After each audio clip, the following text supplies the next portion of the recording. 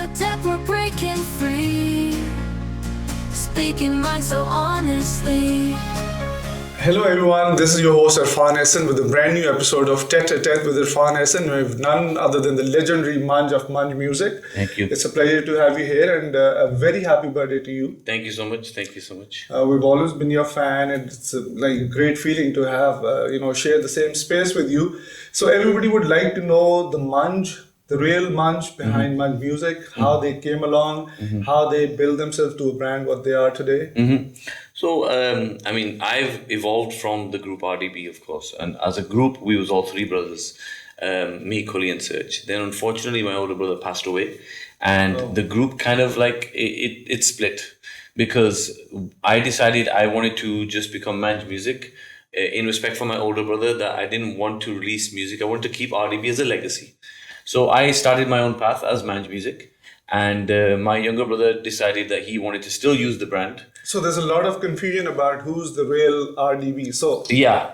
I mean, especially in Pakistan, there seems to be a lot of confusion because you have Sahara, you have myself, you have my younger brother Serge, and then you have another person called NS Jahan. Right. So everybody thinks that okay, these guys with the pagdis, they must be all RDB. So as soon as you see a Sardar on the stage, they're like, oh yeah, RDB.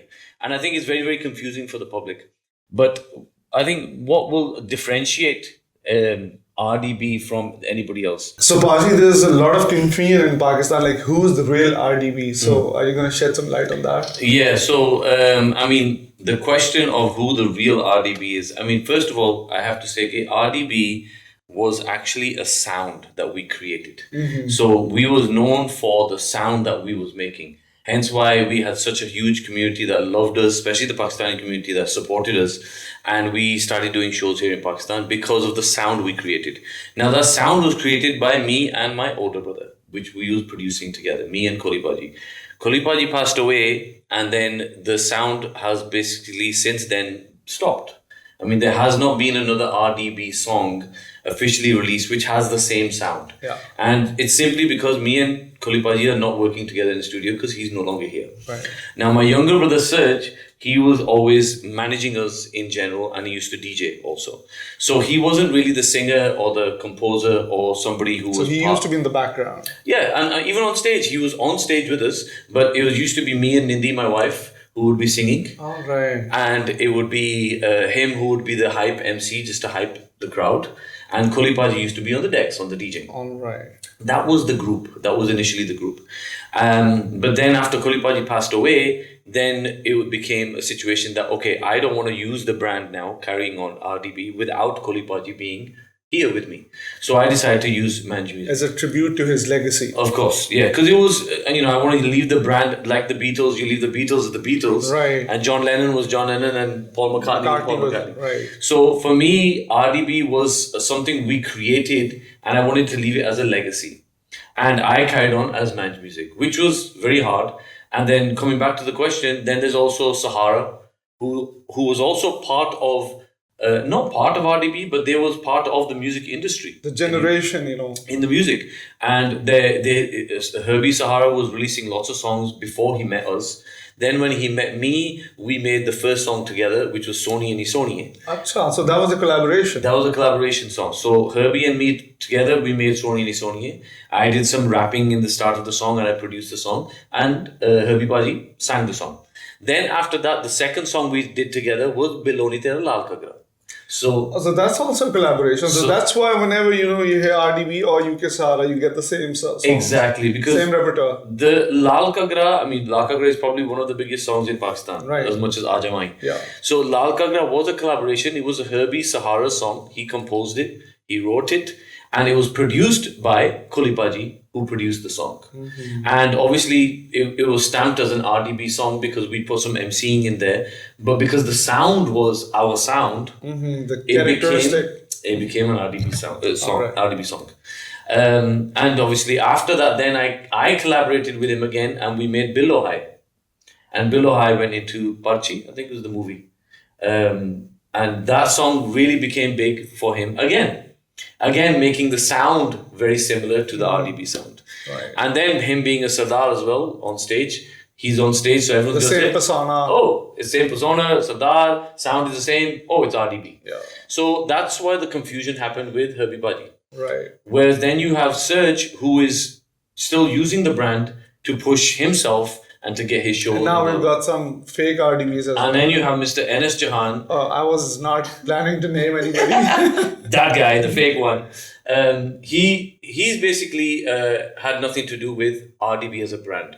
He was just a writer back in the day. He used to write a few songs for us. And unfortunately, what happened was when me and my younger brother split and started doing our own ventures, he took him on shows and presented him as a singer like me. Okay, so that was a replica of Manj. Yes. So he was trying to replicate what I had on the stage. Again, I didn't really think anything. I just thought, jo karna hai, karo, it's okay. I've started my own path as Manj Music now. And whether it's successful or not, who knows? Let's see. But he did that, and that was a birth child of his. I get it. So that's why the fake one is flying around everywhere. You have Herbie, who's trying to do his thing as Sahara. You have Serge, who's also trying to use the brand as RDB and do his songs. And then you have me, who's separate. So that should clear up, a lot of misconceptions that the public has. Hopefully. And we have to ask him about his experience at the Ambani wedding. Oh, yes. So how was that? That was crazy. I got called for the Ambani wedding a week before. That was a short notice. Very, very short notice. But, like the Ambanis, they always do everything like quickly. Basically, Anant Ambani was a big fan of Ajamai, the song. That was one of his favorite songs. Yeah. That song and actually Kam Bakhtishk, Om Mangalam that I sang on the Kam Bakhtishk movie. So he was like, he told one of the agents that I want to book the guy who sang this song. And they said, that's Ajamai, that's a brand called RDB. And he's like, I heard of RDB, bring RDB. And there was confusion again at the Ambani wedding because they said, RDB's three brothers, I want them all three. He didn't know that. And he didn't know, okay, obviously Kolipaji had passed away, he didn't know that me and Serge were separate. So he's like, Nee, I want the all three. They sing the song, right? And the agency had to explain, no, Manj is the singer. He's the composer and the singer of the song. The front man, the lead man. The lead singer, basically. So, and he's like, mujhe wohi chahiye. Whoever is singing the song, I need the person who's going to sing the song. I don't need anybody else. So then we got booked. And it was actually for the Barat we got performing. For the Barat and not for Sangeet? What you saw, if anybody saw any of my status on my Instagram and my videos I posted, was the Barat. There was like over 4,000 people at the Barat. Wow. And it was in their own venue in the Geo complex. And they had this huge long road and they had stages, lots of stages, almost approximately like 9-10 stages. And a main stage at the end. And each stage they had a performer. Wow, that must have been mind-blowing. So King, then Hardy Sandhu, Sukhbir, Honey Singh, me, some DJ, then the guy who sung Despacito, that singer, the Puerto Rican, yeah, he was flown in. The Remo, who did the Calm Down song, he was also performing on the next stage. Wow. So they had a host of performances and it was like lagatar, non-stop. Ek performance, khatam, next performance, khatam, next performance, khatam. It's been mind-blowing, just to experience that kind of procession, progression. What the most amazing thing is as soon as we finished performance, we joined the Barat. Oh, so you also became Baratis? Yeah. They're like, Aju, just join us and we're dancing. Ranveer is dancing, Shah Rukh is there. Like the whole industry, Bollywood industry is together dancing and partying. So we just join them and party as we go along. That's the power of money. That's right. I mean, the power is unbelievable. The wedding was so ridiculously huge. I didn't even know half of the places we was going. It was so big. I mean, of course, Pakistani weddings, they can't match the grandeur or the scale of the Indian weddings. But how's your experience different from performing in different parts of the world? How do you rate Pakistani audience? I love the Pakistani audience. That's why I'm always here. I always come to Pakistan because I love the audience here. We don't want a siyasi bayan, No. Not politically correct, but what's your real take? No, 100%. I mean, I always say I love coming to Pakistan because the people here, they really do appreciate music. They appreciate music. Yeah. They appreciate the talent. I take my music very seriously. Yeah. That's the reason, I have so many gripes we were discussing off camera. Yeah, no, 100%. And you can see that you're very passionate with the music. Yeah. And I feel I get this every time I come here because India India the which is it's become like the norm. Like, they see artists come and go every day, new kind of overexposure, overexposure. blase. Yeah, it's too much. Like it's in everybody's face. It's like, oh, aa gaya, yeah, theek hai, move. Nobody cares. But here, because you don't get to see the performers, you don't get to see the artists, they give you the support. Right. And there's the star power still exists. 100%. And the love and support is amazing for me coming from my background. Even though I would say I'm Indian, but I'm technically not Indian because I'm British. But as an NRI representing Indian music or Bollywood music or Punjabi music, they give me so much pyar and so much love. I love coming to Pakistan. So I grew up listening to Dome Jania and Mar Chadappa and all that. Hira group, okay. Right. So, I mean, so how do you rate the current wave of the Sardar music, that is being dominated by the Sidhu Moosewala sound? Are you a big fan of that? I'm not. See, So that's like on Dalas and on Vigos and the gangsters. I think they all sound the same. See, I mean, I can't say that I'm not a fan. I am a fan because it's a different style. I'm more of a Satinder Sartaaj fan. Yeah, okay. So Satinder Sartaaj is a very different, elegant, different vibe. Right. Completely. But what I'm seeing, I mean, I've been doing this 22 years now. So what I've seen in the music scene, in the Punjabi music scene, is that it keeps evolving and changing in different vibes. Now, the vibe that kind of started with Sidhu Moosewala and Karan Aujla was this whole gangster kind of vibe.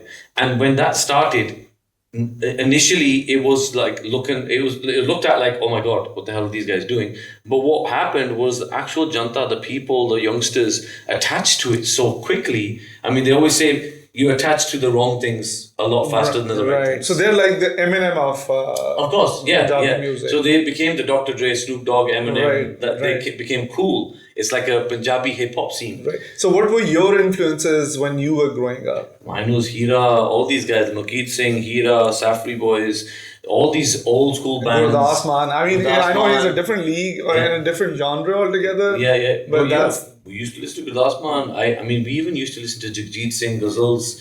Like, so we used to listen to everything, lots of different, because our father used to listen to all these different songs. He was a big ghazal fan. He was a big Nusrat Fateh Ali Khan fan. He was a big Punjabi band fan. So we used to listen to a lot of these songs. Plus, we used to do kirtan in the Gurdwara with our dad, with father. Okay. And that's how music came into our blood, because we used to do kirtan in the Gurdwara. Music has been something that we're always going to listen to, from the really odd genre to like the most craziest genre. No. We listen to it all, and that's where our music influence comes from when we make music. So are there any new exciting projects in pipeline? Yeah, some good ones. I mean, I just got off WhatsApp now with Tiger Shroff. So Tiger's gonna be doing one new song, a very different vibe for Tiger. I mean, I did Whistle Baja, which was for Tiger initially, right. But this time it's gonna be something a little bit different, maybe in the R&B, mixed with Punjabi, mixed with Hindi kind of flex. And then Akshay Paji, I've given him another 2-3 songs. We still have more songs with Akshay Paji. I've still got some songs with him. I basically built my relationship with all the actors and the producers and directors, and kept that relationship very tight. Yeah, that's really important, building relations, building bridges. Yeah. Up until today, I mean, I can easily jump on a WhatsApp call with Akshay Paji or with Sajin Ali or Salman or Shahrukh or any of these guys and say, Paji, sir, I have a song, check this song out. And just keep throwing songs. And how's been your experience working with Glory and Atif Bhai? Oh, Atif Bhai has been quite the character to work with. No doubt about that. He's either you love him or you hate him. That's the type of guy. Either you love him or you hate him. A love-hate relationship. Yes, and it's a love-hate relationship. But it's been fine. We've been doing many shows together. He was actually the first person to do my first show as Manj Music in Pakistan. Oh, is that true? Yeah. The first ever show as Manj Music I did was through Atif Bhai. So, but before that, were you guys performing as RDB or like that? As RDB, yeah. So before that, we was performing as RDB, coming in, doing shows here and there with different agents. So he's the one to launch you with the Manj Music. With Manj Music, yeah, he was like, okay, I'll bring Manj Music and see how he pitched me to the clients. I don't know. But as far as I know, I was coming in as Manj Music, and people up until today, I think I've been very, very blessed. mashallah, people have actually accepted me as Manj Music now. Oh, they Like, have. yeah, they've accepted. They said, like even now I did shows in Dallas and I do shows here. And when I go to the hotels, people say, Manj Music. And they'll actually say Manj Music rather than. So, who's your favorite Pakistani performer that you love working with? Performer-wise, I've seen many performers. Obviously, Atif is a great performer, 100%. I'm a massive fan of Rahat, of course. Rahat's amazing performer, vocalist, everything. I have a collaboration coming with Rahat also, which is going to be That's going to be very exciting. It's a very interesting song. Like, I can tell you, honestly, the song will kind of be like, you will question, okay, how did Rahat do something like this? Is very different. It's his vibe, but the composition I made is so different. And it's already in the works, or we finished the song. Yeah, the song is done. So when is it being released? I think I'm going to be prepared to release it September end. By end of September. Wow. October. So is there going to be a video coming, or just the audio? Video I've also shot, but I'm only in the video. Okay. It's only me in the video. There's an acting thing with a model and whatnot. But you're gonna love the song. 100%. Right. We're really looking forward. That one. Who else? There's so many. Recently, I'm listening to a lot of this artist. I think he's Lahore-based, young kid called Manu. Right. I've heard of him. He has some really nice songs. Yeah. I love listening to new talent. This is one thing I love. I love listening to the new talent that's coming out and just harnessing what are they making and what are people liking. Yeah. Because for us, we're old school.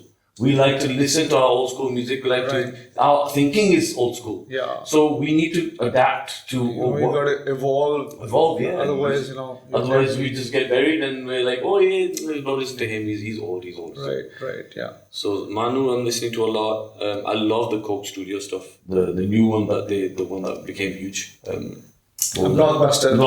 Right. What a blockbuster. Yeah. Anywhere I go in India, that song is playing. Yeah. Anywhere. Especially the kid part. Yeah, especially the kid part. So, this is one thing with Pakistan's Coke Studio is so strong. And I think that's where we guys beat Indian 100%. music scene. By 100 million times. 100 million times. And I don't know what's the reason for that, because, India always had the edge of their Lata, Rafi and all those, the great masters. Yeah. But when it comes to the pop music, I think that's where we rule. 100%. I think because you guys are making it very authentically. It's being made in a very authentic sound. Like you're using authentic original Punjabi or Urdu and you're mixing it with very modern. But the way it's being done, it's very hard to explain. It's not a forced thing. It's being made authentically. When you hear the Coke Studio in India, it feels like it's being forced. Okay, do it like this and then we'll put this in, and then we'll put this in, we'll put this in. Scripted. Yeah. And I think that's where it loses its positivity, its energy. And so how's the current season looking now? Are we going to be expecting you in Lahore and Karachi? 100%. You won't see enough of me. I'll be here a lot. Oh, great. Yeah, so this season's full packed. In fact, I have a fighting situation between both my India manager and Shahid here, the manager in Pakistan. We're fighting for dates because I don't have dates. That's a good thing. It's a good thing, 100%. But I'll be here. I'm doing a bunch of festivals here also in Pakistan, Karachi, Islamabad and Lahore. I'm also doing some college shows, some big college shows, and then the weddings are the weddings as it is. We get so many weddings. Wonderful. So obviously you're the bridge between Bollywood and Lollywood. Mm-hmm. So how do you rate working with Pakistani talent compared to Indian talent? It's very different. I would definitely say the India talent is very strategic, and because they've been doing it for years and years and years. So it's like it's a proper industry. It's like a full proper industry. Ye chahiye, this is going to be the next step. This is going to be the next step. Everybody has their managers, and they're all working together in place. So it's very systematic. Working in the Pakistani industry, especially with actresses and actors and so on, it's not systematic as much. It's very more haphazard. Yeah. It's like chaotic. A little. Okay, we're gonna do this. No, things have changed now. Now we have to change this here, change this here. There's always damage control going on. There is a lot of damage control. No doubt. There is a lot of damage control. That's the reason I'm more into weddings instead of fashion. Yeah. There's definitely. Who have you worked with? And so my first initial collaboration with the actress here for Pakistan was Ushna Shah. And me and her became good friends, and her being Canadian, and lived in Toronto for like 15 years. So we kind of like, started speaking and we got off on a good foot. And she was like, you know what, I would love to do something. I said, you know what, let's do a music video. So we shot a music video in Dubai and released the song Kangana. That was a great experience because it was very easy to work with her. She was kind of very cool. You connected on the Canadian level as well. Yeah, exactly. Then after that, I worked with recently with Nimra Khan.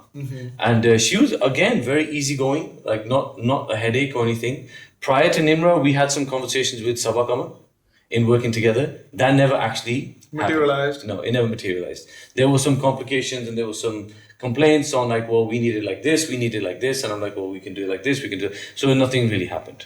And I can, I like to work with people. I feel the energy is like the same. No, you need to vibe. Yeah. If there's no vibe and no like, okay, we're gonna work. Like I'll bend a little, you have to bend a little. Like we have to work this way. If you're not saying a one-way street. ye chahiye, ye director chahiye, blah blah blah. No, it's not gonna work this way. Yeah. And I've worked with the biggest of the biggest actors and actresses in India, and they don't even do that.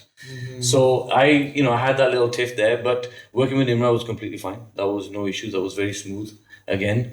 And who knows, tomorrow we'll be working with some more actresses and actors. I bumped into Aiza Khan and her husband in Dubai.